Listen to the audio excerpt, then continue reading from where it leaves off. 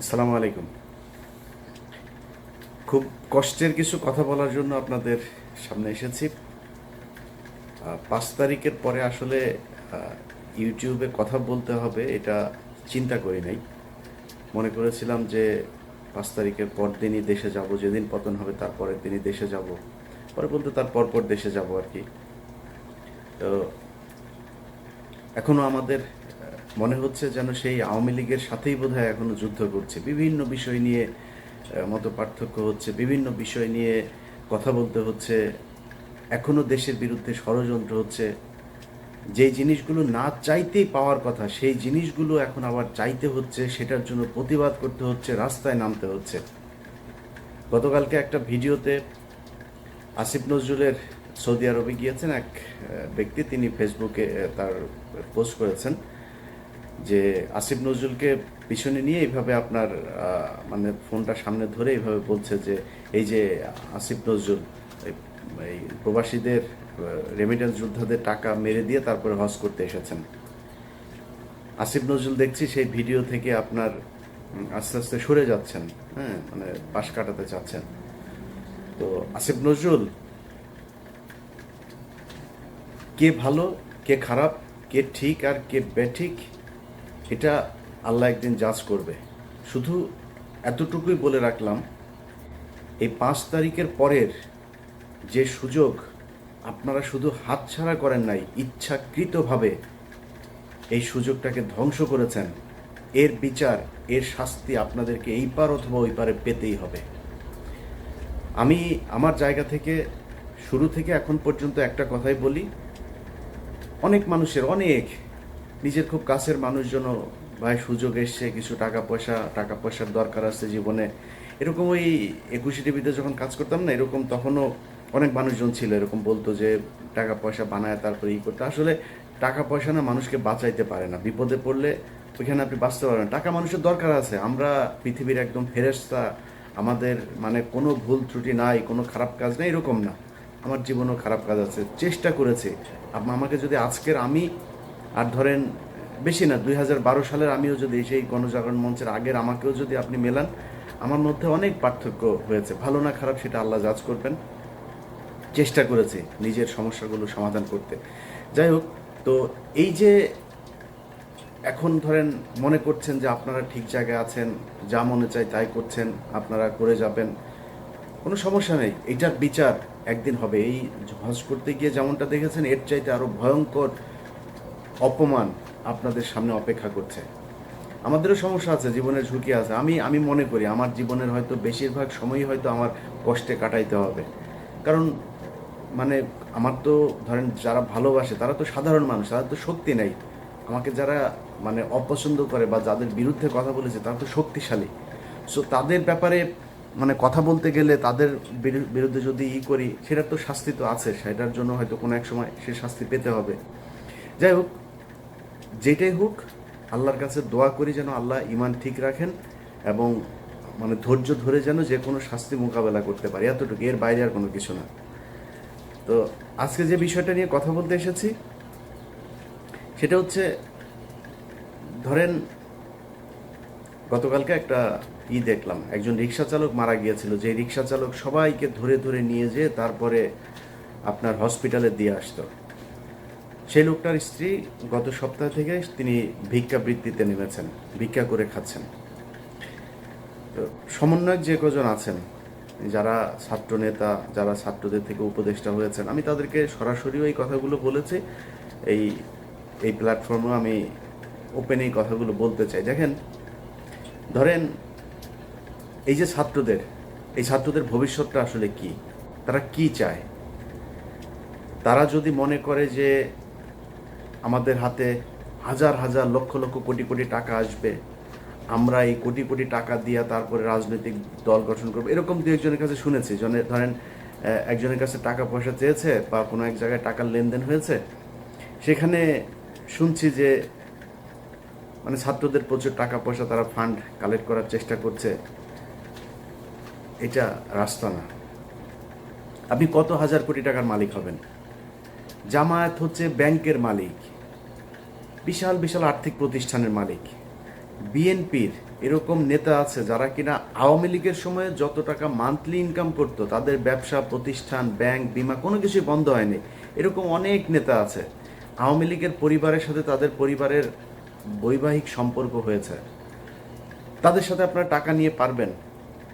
কত টাকার মালিক হবেন বলেন আপনি? টাকা পয়সা দিয়ে নতুন করে কোনো রাজনৈতিক দল আপনি দাঁড়ায় যাবেন, এই সুযোগ নাই। কিন্তু একটা সুযোগ আপনাদের হাতে এসেছিল, সেটা কি?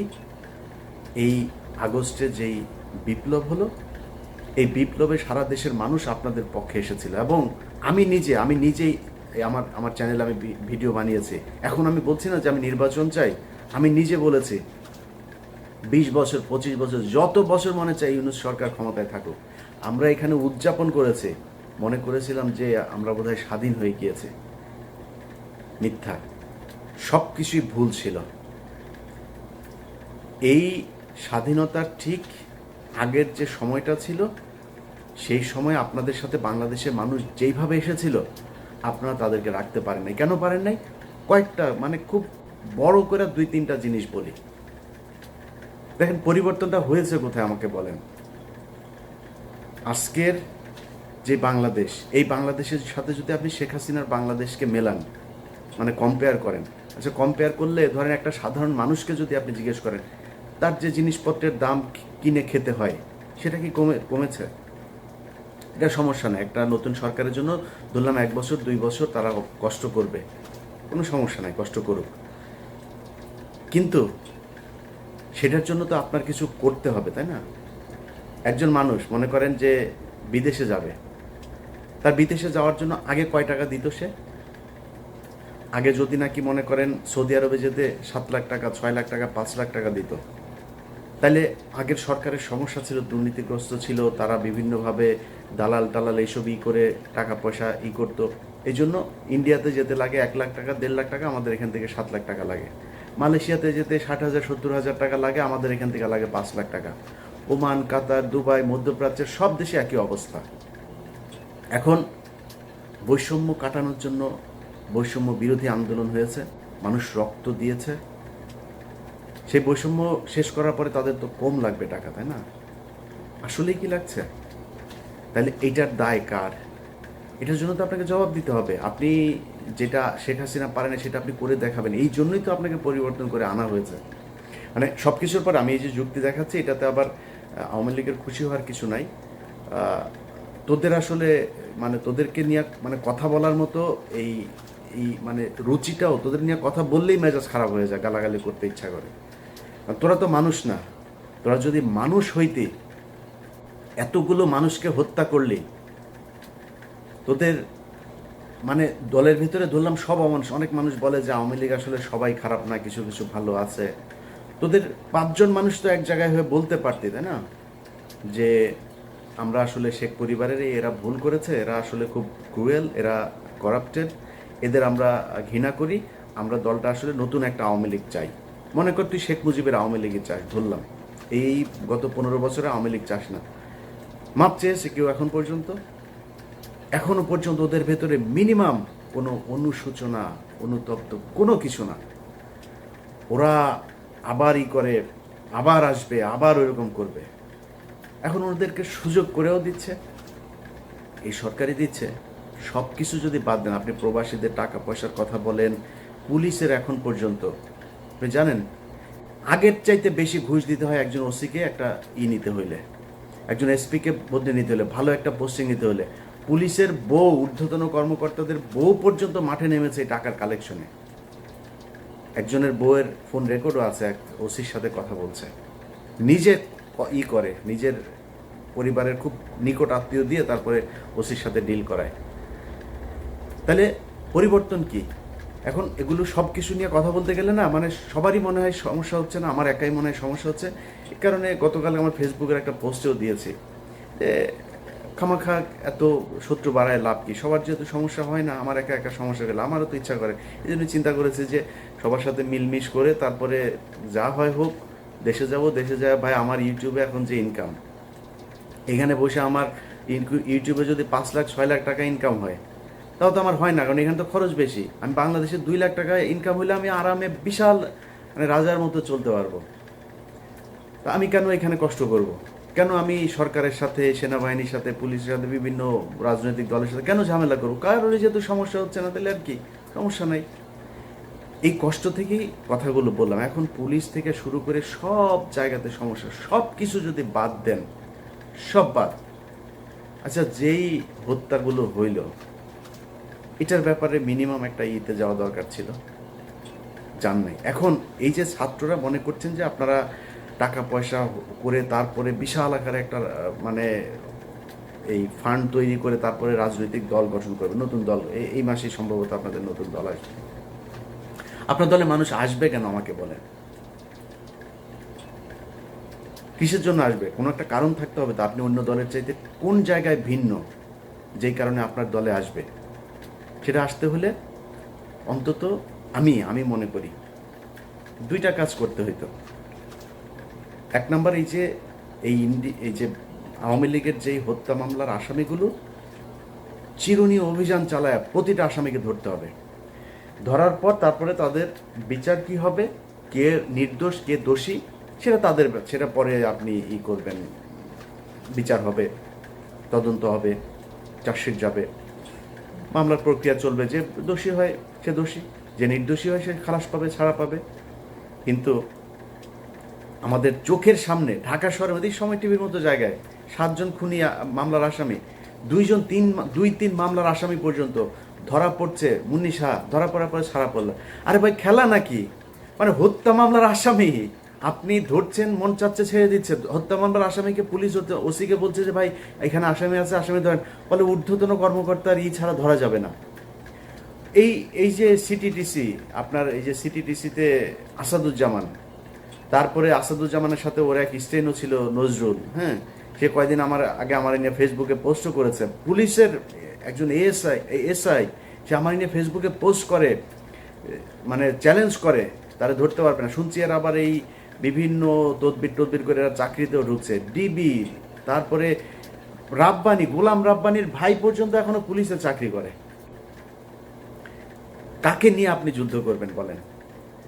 কালকে যদি শেখ হাসিনা বলে যে আমি দেশে ঢুকে যাব, আওয়ামী লীগের লোকজনের জন্য, আওয়ামী লোক তো কারোর তো আপনি ধরেন নাই, কয়টা ধরেছেন আপনি? সব তো এলাকাতে আছে। যদি বলে ধরে যাব, আওয়ামী লীগ এখন বিএনপির পেছনে, জামাতের পেছনে যায় যোগ দিচ্ছে। আপনার কি মনে হয় ওরা বিএনপি করে ফেলেছে, জামাতের আদর্শ নিয়েছে? ওরা তো আওয়ামী লীগই। ওরা যখন দেখবে আপনার পেছনে পেছনে রাজনীতি করা লাগে, যখন দেখবে হাসিনা ঢুকেছে দেশে, ওরা হাসিনার পেছনে রাজনীতি করবে, ওরা ওদের ঝাঁপায় পড়বে আবার ফের। আর এটার জন্য যদি নাকি মনে করেন ঠেকানোর জন্য প্রশাসন, সচিবালয়, কোন জায়গায় আপনি নিয়ন্ত্রণ নিয়েছেন আমাকে বলেন? কথা বললে অনেকে কষ্ট পাবেন, জামাত কষ্ট পাবে, বিএনপি কষ্ট পাবে, আমি কোনো রাজনৈতিক দলকে বলতে চাই না, কিন্তু সারা দেশে চাঁদাবাজি চলছে, সারা দেশে চলছে একদম। আমারে তো মনে করেছেন যে আমি হয়তো আওয়ামী লীগের সময় আওয়ামী লীগের বিরুদ্ধে কথা বলেছে, বিএনপি জামাত যখন ক্ষমতায় আসবে তখন আমি তাদের পক্ষ হয়ে কথা বলবো, এটা আমি পারবো না। আমি হয়তো চুপ থাকবো, কিন্তু পারবো না আপনার পক্ষে মিথ্যা কথা বলতে। সারা দেশে চাঁদাবাজি হচ্ছে, ব্যাপক চাঁদাবাজি হচ্ছে। এখন এই যে চাঁদাবাজি করছেন, কোত্থেকে করছেন আপনি চাঁদাবাজি? হাটে ঘাটে, ওই বাস স্ট্যান্ড, ওই গরুর বাজার, ওই হাওর বাওর, এই যে এসব লিস্টিজ, এগুলো নিয়ে আপনারা দখলে নিয়েছেন। দখলে নিয়ে কী করছেন? ওইখানে চাঁদাবাজি। গ্রামে এদিন শুনলাম একজনের মুরগি বিক্রি করতে এসছে, সেই মুরগির থেকে, মানে অনেক মুরগি আর কি, ফার্মের মুরগি, এক এক মুরগি থেকে সেখানে চাঁদা নেওয়া হচ্ছে। তো এই যে চাঁদা নিচ্ছেন, নিয়ে কী করছেন? একদম প্রান্তিক লেভেলের যে মানুষ আছে তাদের কাছে আপনি চাঁদাবাজ হিসেবে উপস্থাপিত হচ্ছেন।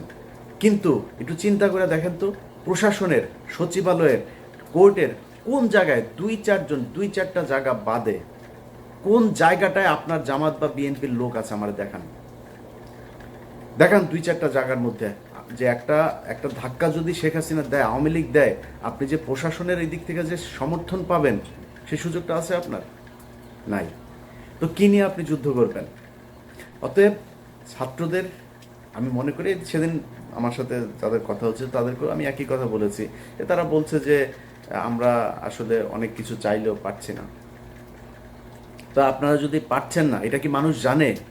যেই হোক, মানে ছাত্রদের ভেতরে আমি কারণ নাম ধরছি না, যেই আমার সাথে যারই কথা হোক, যেই লেভেলেরই হোক, সে বলছে আমরা পারছি না। আপনারা পারছেন না, এটা তো মানুষ জানে না। আমরা তো মনে করছি আপনারা সরকারের পার্টে আছেন, সরকারের সাথে কাজ করছেন মিলেমিশে, আপনারা যা চাচ্ছেন সরকার সেটাই করছে, সরকার যা করছে সেটাই আপনাদের কাজ। আমরা তো এইটা মনে করছি, আপনাদের কথা যে সরকার শুনছে না সেটা তো বলতে হবে। বলতে হলে কি করতে হবে? সরকারের ছাত্রদের প্রতিনিধি যারা আছে তাদেরকে পদত্যাগ করতে হবে, করে রাস্তায় নেমে আসতে হবে। এর বাইরে নাম ধরে বলি, নাহিদ ভাই, আসিফ ভাই, হাসনাত ভাই, সার্জিস ভাই, যারা যারা আছেন, পিঠের চামড়া থাকবে না। যদি মনে করেন যে এই সরকার চলে যাবে আর বিএনপি আওয়ামী লীগ, বিএনপি বা জামাত ইসলাম আপনাদেরকে কোলে তুলে নিয়ে নাচবে, প্রশ্নই আসে না। আর আওয়ামী লীগ তো কত ভয়ঙ্কর হইতে হবে সেটা আপনাদেরকে বোঝানোর দরকার নাই, আপনারা জানেন। এরা জেলখানার ভেতরে মানুষকে ধরা জবাই করে মারে, ফাঁসি হইলেও এদের মনে শান্তি হয় না, জবাই করে মারে। এখন শুনছি ওই যে ক্যাপ্টেন বাসেদ সাহেব মাজেদ গিয়েছিল, এই ক্যাপ্টেন মাজেদ সাহেবকেও জবাই করেছিল। সো এরা এইটাই, এরা এর চেয়েও ভয়ঙ্কর রূপে ফিরবে যদি ফিরতে পারে, ফেরার সুযোগ দেওয়া হয়। অতএব আপনারা ছাত্ররা যারা আছেন, যাদের সাথে বাংলাদেশের মানুষ সবাই চেয়েছিল একটা পরিবর্তন, আপনাদের সাথে কেন যাবে সেটা আপনাদেরকে বুঝাইতে হবে। পারেন নাই কোনো সমস্যা নাই, পারার চেষ্টা করছেন কিনা সেটা মানুষ দেখতে চায়, যে আপনারা কি আসলেই চেষ্টা করেন নাকি আপনারাও সেই আগের মতোই, আগের দলের মতোই সব লুটপাট করে খাওয়ার জন্য, সুবিধা পাইলে তাদের সাথে বসে মিলেমিশে একাকার হয়ে তারপরে দেশ চালানোর জন্য উদ্গ্রীব হয়ে আছেন। এই জিনিসগুলো আমার মনে হয় আপনাদের বোঝা উচিত আর কি। তো যাই হোক, যে বিষয়টা বলছিলাম আগেও, যে অনেকের কাছে খারাপ লাগতে পারে, কিন্তু সত্যি কথা যেটা ভাই, এই দেশটা দেখলাম তো 5 তারিখের পরে, এখানে টাকা পয়সা হইলে সব পার্সেজ হওয়া যায়। ইভেন কি জানেন, বললে কষ্ট পাবেন, আমরা যে 57 কর্মকর্তার জন্য কষ্ট পাই না, আমরা বলি এই দেশের স্বাধীনতা, সার্বভৌমত্ব সব কিছু এই 57 জন অফিসারকে মারার কারণে আমাদের দেশ ইন্ডিয়া দখল করে নিল, এগুলো বলি না। সেই 57 জন কর্মকর্তাদের ভেতরেও তাদের পরিবারের লোক, সন্তান, স্ত্রী টাকার কাছে বিক্রি হয়ে গেছে, তাদের স্বামীদেরই চায় না, বিচার চায় না। এটা নিয়ে আবার আরেক ভিডিওতে কথা বলবো। আজকে এই পর্যন্তই। যারা মনে করছেন যে এই টাকা পয়সা ইনকাম করে স্রোতের সাথে গা ভাসিয়ে যে যা যেইভাবে পাচ্ছেন টাকা পয়সা কামায় টামায় নিয়ে টাকা আপনারা অনেক কিছু দিবে, এটা একদিন প্রমাণ হয়ে যাবে। যুগে যুগে বহু প্রমাণ হয়েছে, আপনার ক্ষেত্রে প্রমাণ হবে। আমি ইলিয়াসের চেহারা সেদিন আপনার চোখের সামনে ভাসবে, যে 2000 মানুষ মারা গিয়েছে, সেই মানুষের লাশের সাথে বেইমানি করে আপনি আপনার ব্যক্তি স্বার্থের কাছে বিক্রি হয়েছেন। আল্লাহ হাফেজ।